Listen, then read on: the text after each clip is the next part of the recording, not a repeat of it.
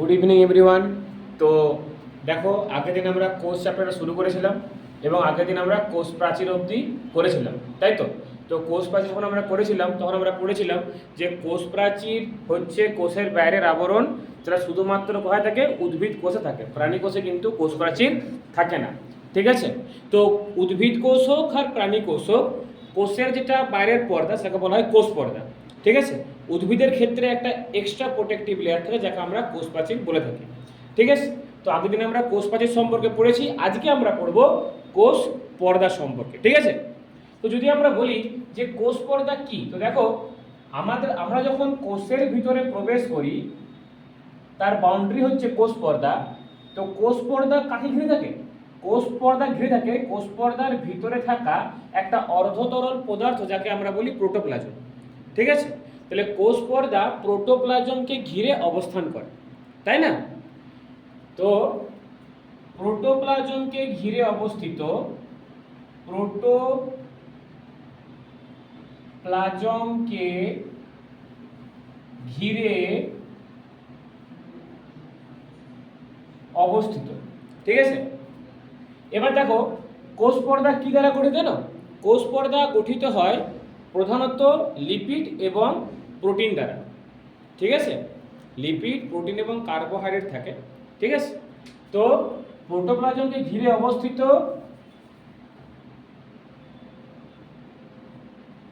Protein, lipid ও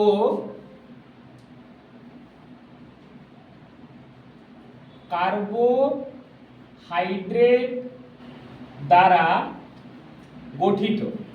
তাহলে কোষ পর্দা কি? কোষ পর্দা প্রোটোপ্লাজমকে ঘিরে অবস্থিত এবং কি দ্বারা গঠিত? প্রোটিন, লিপিড ও কার্বোহাইড্রেট দ্বারা গঠিত ত্রিস্তরীয়।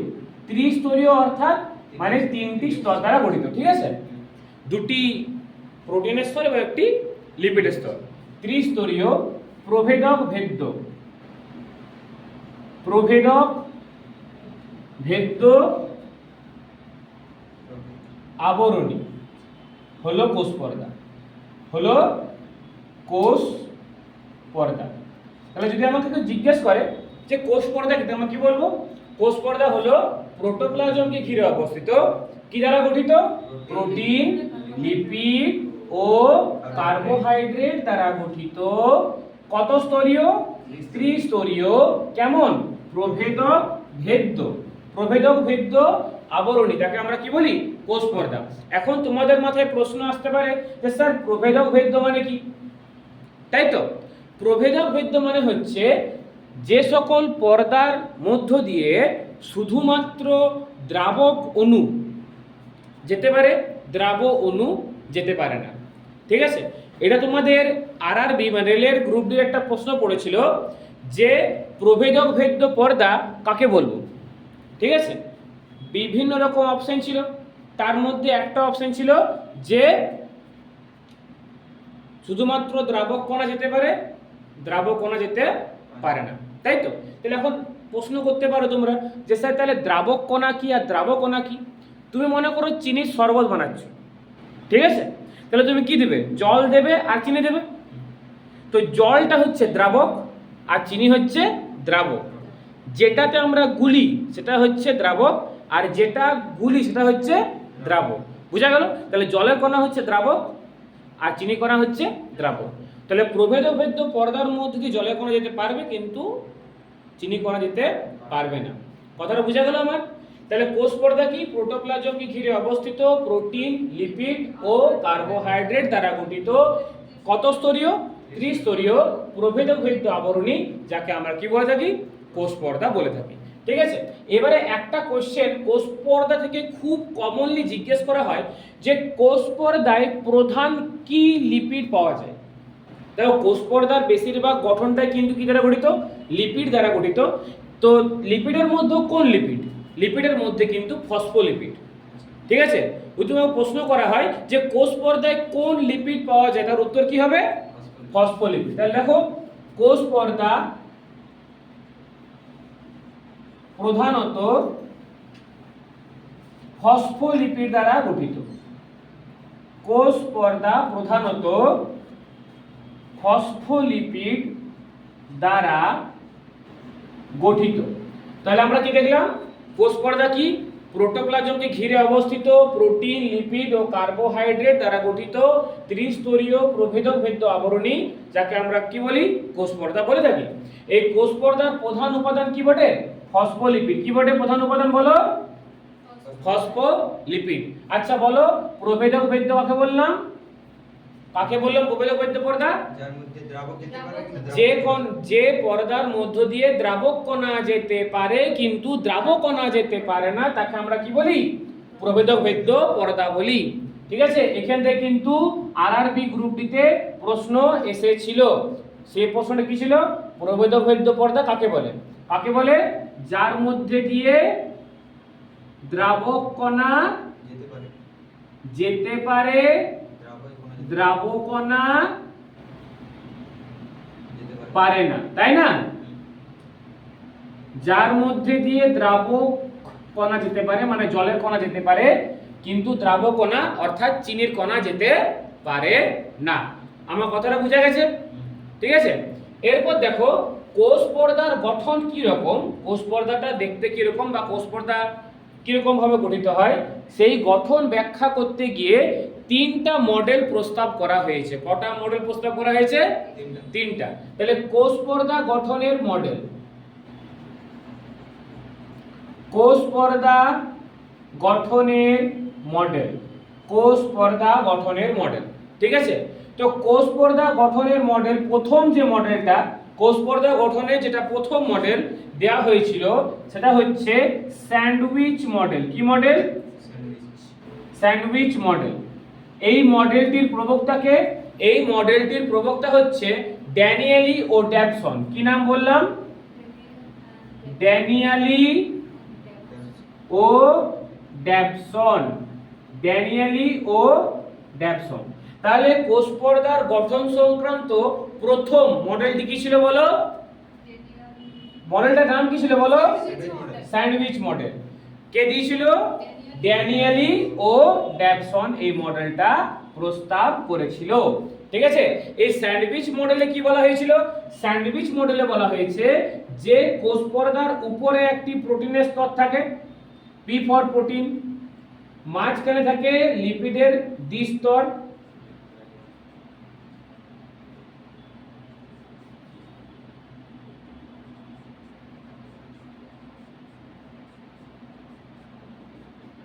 আর নিচে থাকে প্রোটিনের আরেকটি স্তর।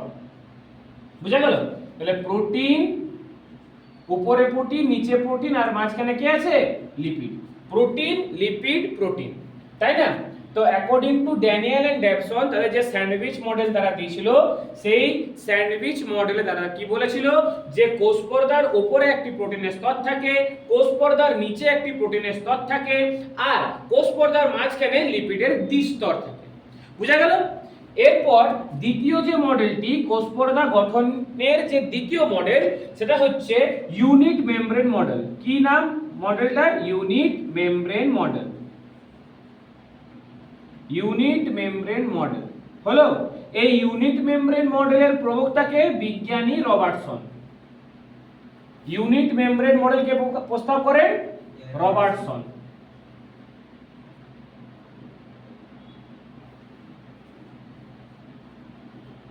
বিজ্ঞানী রবার্টসন হলো। তাহলে দেখো কোষ পর্দা গঠনের দ্বিতীয় মডেলটি কি? ইউনিট মেমব্রেন মডেল, বা একে আমরা বাংলায় বলে থাকি একক পর্দা মডেল। এই মডেলটা কোন বিজ্ঞানী প্রথম প্রস্তাব করেন? বিজ্ঞানী রবার্টসন এই মডেলটি প্রথম প্রস্তাব করেছিলেন। তার মতে, বিজ্ঞানী রবার্টসনের মতে, উনি কি বলতে চাইছেন যে আমাদের কোষ পর্দা সব জায়গায় কিন্তু সমান চওড়া। তার মানে কি, এই যে চওড়াটা আছে না, কোষের প্রত্যেকটা জায়গায় এই চওড়াটা কিন্তু সবার ক্ষেত্রে সমান হবে। কথাটা বুঝে গেল? কত বলেছিল? ও বলেছিল ইউনিট মেমব্রেন মডেলে কোষ পর্দা 75 অ্যাংস্ট্রম চওড়া। কত চওড়া?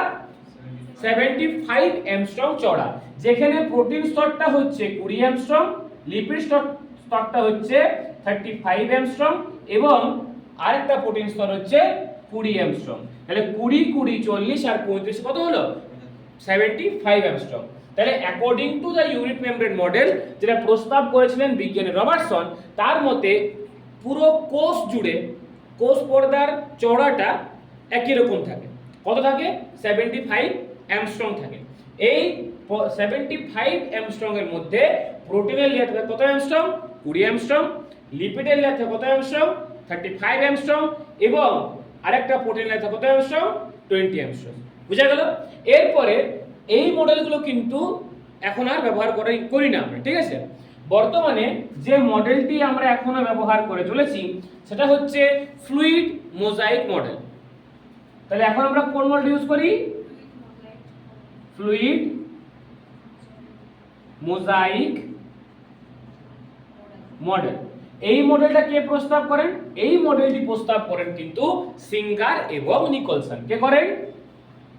বিজ্ঞানী সিঙ্গার ও নিকলসন।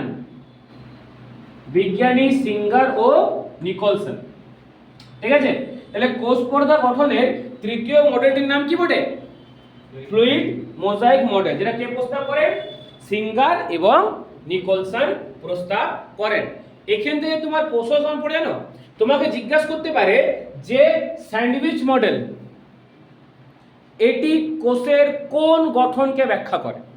স্যান্ডউইচ মডেল কোষের কোন গঠনকে ব্যাখ্যা করে? বা ইউনিট মেমব্রেন মডেল কোষের কোন গঠনটিকে ব্যাখ্যা করে? বা ফ্লুইড মোজাইক মডেল কোষের কোন গঠনটিকে ব্যাখ্যা করে? অ্যানসারটি কি হবে? কোষ পর্দা। এই তিনটা মডেলই কার গঠনের জন্য? কোষ পর্দা গঠনের জন্য, ঠিক আছে? তাহলে আমরা কি পড়লাম দেখো, আমরা পড়লাম কোষ পর্দা। কোষ পর্দা কি পড়লাম?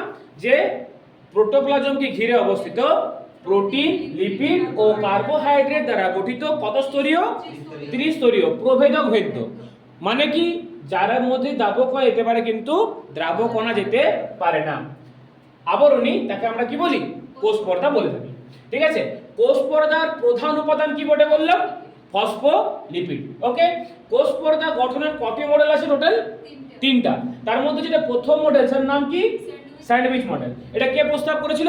ড্যানিয়েলি এবং ড্যাবসন। তাহলে স্যান্ডউইচ মডেলের প্রবক্তাকে ড্যানিয়েলি এবং ড্যাবসন। তারপরে কি চলে এলো? Unit membrane model. Unit membrane মডেলে কে প্রস্তাব করেছিল? বিজ্ঞানী রবার্টসন। রবার্টসনের মতে কি বলছে? রবার্টসন বলছে যে কোষ পর্দা পুরো কোষ জুড়ে একই পরিমাণ চওড়া থাকে।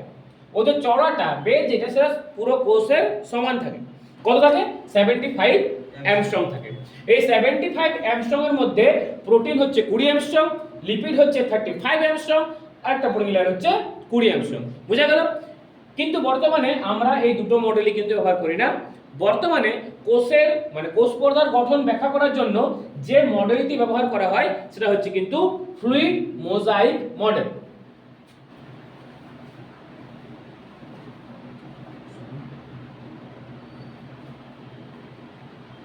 ফ্লুইড মোজাইক মডেল, এটা কে প্রস্তাব করেছিল?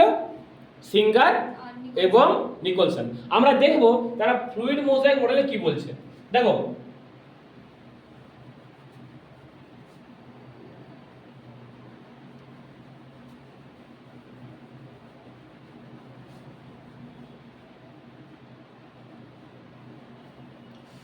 এই সিঙ্গার এবং নিকলসনের ফ্লুইড মোজাইক মডেল অনুযায়ী তারা লিপিড স্তরটা কি ধরে নিয়েছে?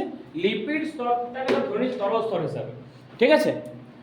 লিপিড স্তরটাকে তারা বলেছে এটা একটা ফ্লুইড স্তর। ফ্লুইড স্তর মানে কি? মানে এর কণাগুলো কিন্তু মুভ করতে পারে, মুভমেন্ট দেখায়। বুঝতে পারলে? বলছি দেখো,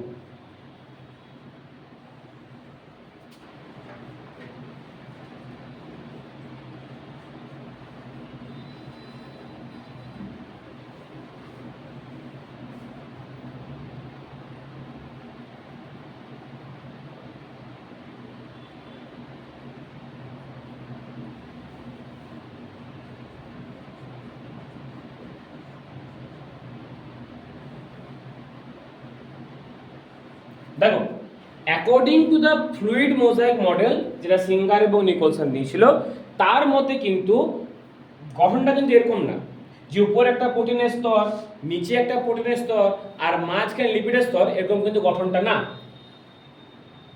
সিঙ্গার আর নিকলসন বলছে যে লিপিডের যে স্তরটা সেটা তরলের মতো, ফ্লুইডের মতো, ঠিক আছে, আর তার মধ্যে প্রোটিন কণাগুলো ছড়িয়ে ছিটিয়ে আছে, ঠিক আছে। যেমন একটা মোজাইক করা ঘরে কি হয়, প্রথমে সিমেন্টটা ঢালা হয় মেঝেতে, সেই সিমেন্টটা দেওয়ার পর কি হয়, তার মধ্যে পাথরগুলোকে কি করা হয়, যত্র যত্র কি করা হয়, ছড়িয়ে দেওয়া হয়, তাই না? ঠিক এখানেও ব্যাপারটা ওরকম। এখানে লিপিডের স্তরটা হচ্ছে পুরোপুরি ফ্লুইডের স্ট্রাকচার, ঠিক আছে, এর মধ্যে প্রোটিনগুলো গাঁথা থাকে, ঠিক আছে। ছবি দেখতে পাচ্ছ, কিছু প্রোটিন লিপিড স্তরের মধ্যে গাঁথা আছে, কিছু প্রোটিন আবার লিপিড স্তরের উপরে এবং নিচে আছে, ঠিক। তো যে প্রোটিনগুলো লিপিড স্তরের মধ্যে গাঁথা থাকে এদেরকে বলা হয় ইন্ট্রিনসিক প্রোটিন। কি বলা হয় বলো? Intrinsic protein. বুঝা গেল? তাহলে সিঙ্গার এবং নিকোলসনের ফ্লুইড মোজাইক মডেল অনুযায়ী লিপিড স্তরটা কেমন, তরলের মতো, আর তার মধ্যে প্রোটিন কণাগুলো ছড়িয়ে ছিটিয়ে রয়েছে। বুঝা গেল? তো যে প্রোটিনগুলো লিপিড স্তরের ভিতরে গাঁথা থাকে, যেমন দেখতে পাচ্ছ গাঁথা আছে এরা, এদের কি বলা হয়, ইন্ট্রিনসিক প্রোটিন। আবার কিছু প্রোটিন থাকে যারা লিপিড স্তরের উপরে গাঁথা থাকে না, বা লিপিড স্তরের ভিতরে গাঁথা থাকে না, তারা লিপিড স্তরের ভিতরের দিকে বা বাইরের দিকে অবস্থান করে, ঠিক আছে, মুক্ত তলে, বাইরের মুক্ত তলে অথবা ভিতরের মুক্ত তলে অবস্থান করে। এদেরকে বলা হয় এক্সট্রিনসিক প্রোটিন। কি বলা হয়? Extrinsic protein. বুঝা গেল? ঠিক। তাহলে সিঙ্গার এবং নিকোলসনের ফ্লুইড মোজাইক মডেল অনুযায়ী প্রোটিন কয় প্রকার? দু প্রকার। কিছু প্রোটিন যারা লিপিড স্তরে গাঁথা আছে তাকে বলা হয় কি প্রোটিন বলা হয়? Intrinsic protein. আর কিছু প্রোটিন যারা লিপিড স্তরের বাইরের প্রান্তের দিকে অবস্থান করে তাকে বলা হয় এক্সট্রিনসিক প্রোটিন বলা হয়। বুঝতে পারলাম আমি? বেশ, আরেক কি বলছে এবার, সিঙ্গার আর নিকোলসন তো ফ্লুইড বলেছে, কাকে ফ্লুইড বলেছে? লিপিডকে। কেন ফ্লুইড বলেছে? তার কারণ হচ্ছে লিপিড কণাগুলো না এক স্তর থেকে অন্য স্তরে মুভ করতে পারে। ধরো এখানে একটা কণা আছে, এই ঝাঁপিয়ে পড়ে চলে যেতে পারে কোথায়? উপরে। আবার উপরে কোনো কণা ঝাঁপিয়ে চলে আসতে পারে কোথায়? নিচের দিকে, ঠিক আছে। এটাকে বলা হয় ফ্লিপ ফ্লপ মুভমেন্ট। কি বলা হয়? Flip flop movement. Flip flop movement. বুঝা গেল? তাহলে লিপিড কণার মধ্যে কোন মুভমেন্ট দেখা যায়? ফ্লিপ ফ্লপ মুভমেন্ট লিপিডের মধ্যে কিন্তু দেখা যায়। কার লিপিড? কোষ পর্দার লিপিডের মধ্যে দেখা যায়। Is it clear? বেশ, তাহলে আমরা কোষ পর্দার গঠন পড়লাম, তাই তো? তাহলে আমরা কোষ পর্দার গঠনে কি পড়লাম? কোষ পর্দা হচ্ছে প্রোটোপ্লাজম দ্বারা আবৃত, তারপরে বলো কি বললাম? প্রোটিন, লিপিড ও কার্বোহাইড্রেট দ্বারা গঠিত দ্বিস্তরীয় প্রবেদক ভেদ্য আবরণী হচ্ছে কি? কোষ পর্দা। কোষ পর্দার প্রধান উপাদান কি বললাম? ফসফোলিপিড। Very good. তারপর আমরা কি পড়লাম বলো? কোষ পর্দার গঠনের মডেল কয়টি মডেল আছে বলো? তিনটি। প্রথম মডেলটির নাম কি বলো? Sandwich model. কে দিয়েছিল বলো? ড্যানিয়েলি এবং ড্যাবসন দিয়েছিল। দ্বিতীয় মডেলটির নাম কি বলো? হ্যাঁ, ইউনিট মেমব্রেন মডেল। কে দিয়েছিল বলো? রবার্টসন। এই মডেল অনুযায়ী কোষ পর্দা কত চওড়া? 75 অ্যামস্ট্রং চওড়া, তাই না? আচ্ছা, তারপরে তৃতীয় মডেলটির নাম কি ছিল? Fluid mosaic model. কি নাম ছিল? Fluid mosaic model. Fluid mosaic মডেলের প্রবক্তাকে সিঙ্গার এবং নিকোলসন। ফ্লুইড মোজাইক মডেল অনুযায়ী কোষ পর্দার প্রোটিন কত রকমের হয়? দু রকমের। কি কি? ইন্ট্রিনসিক প্রোটিন এবং এক্সট্রিনসিক প্রোটিন। বুঝা গেল? বেশ, তাহলে এবার আমরা দেখে নেব কোষ পর্দার কাজ কি।